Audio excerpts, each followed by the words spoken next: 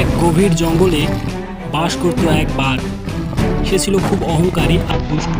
সে দুর্বল পশুদের ভয় দেখিয়ে তাদের খাবার ছিনিয়ে নিত। সেই জঙ্গলে নদীর ধারে বাস করত এক বক। সে শান্ত নম্র স্বভাবের ছিল এবং নদীর ধারে মাছ খেয়ে দিন কাটাত। বাঘ একদিন নদীর ধারে হাঁটতে গিয়ে বককে দেখে বলল, এই বক, এখানে মাছ খেতে হলে আমাকে তোমার মাছের ভাগ দিতে হবে। বক মাথা নিচু করে শান্ত গলায় বলল, ঠিক আছে মহাশয়, আমি আপনাকে মাছের ভাগ দিতে পারি, যদি আপনি আমাকে একটু শান্তিতে থাকতে দেন।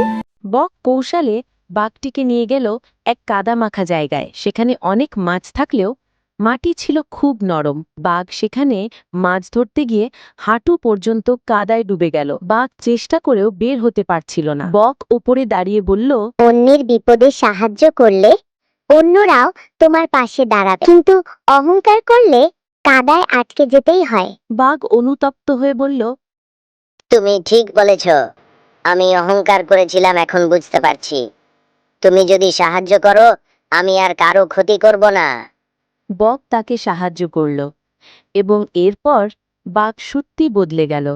বনজীবনে শান্তি ফিরে এলো। গল্পের শিক্ষণীয় দিক: অহংকার পতনের মূল।